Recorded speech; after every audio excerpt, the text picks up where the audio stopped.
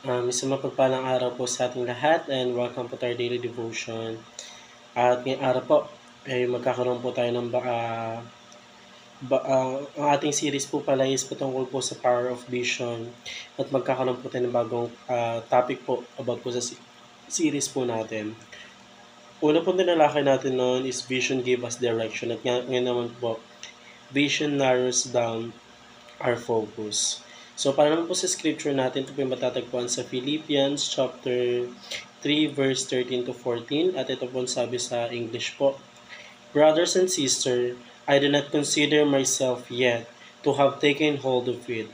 But one thing I do, forgetting what is behind and straining forward what is ahead, press on towards the goal to win the prize for which God has called me heavenward in Christ Jesus.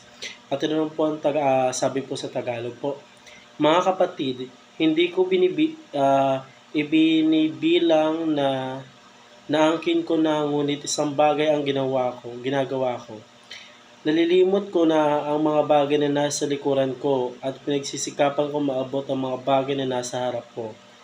Pinagsisikapan kong maabot ang hangganan ng takbuhin para sa gantimpala ng mataas ng pagkatawag sa aking Diyos na kay Kristo Jesus. So, yun po yung ating Bible verse po para sa araw na to.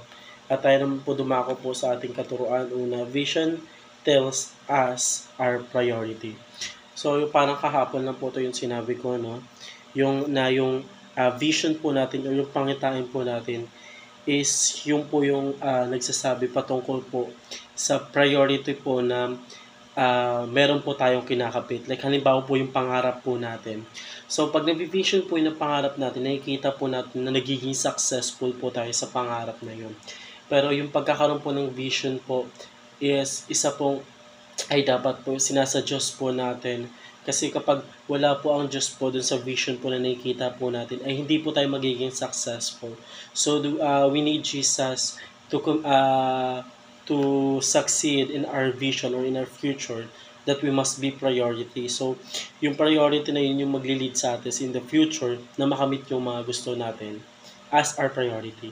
So, pangalawang katuruan po, vision simplifies our lives. So, yung vision po, simplifies niya po yung lives po natin about the past and the future po.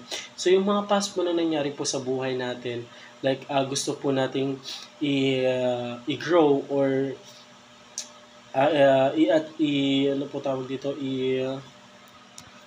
gusto natin mangyari na mas maganda yun na naranasan natin in the past. So, gagawin natin ito in our future, then we need to vision it kung paano po natin mapapaganda yung future po natin at hindi na po mangyayari dun po sa past po natin. So, pangalang katuruan po, vision concentrates our energy. So, yung vision po natin, kapag nag-vision po tayo, nagko-concentrate po talaga ito po sa energy po na meron po tayo iniisip po sa utak po natin. Like, halimbawa nga po, yung future po na gusto po natin makamit is successful, yung energy po natin is para dun lang po siya nakafocus sa future na gugustuhin po natin na kapiling po ang ating Panginoon Diyos. Kasi yung nga po sabi ko kanina, kapag wala po yung ating Diyos sa ating vision, parang ang vision natin pala, vision lang siya, may kita lang natin pero hindi mangyayari. Kapag nasa atin si God or gino-glorify pa rin natin sa God sa pagdating sa vision natin, it will happen in the future. So, it have 100%. So, yun naman po para sa araw nito. Maraming salamat po sa pakikinig and see you po ulit bukas para po sa ating daily devotion.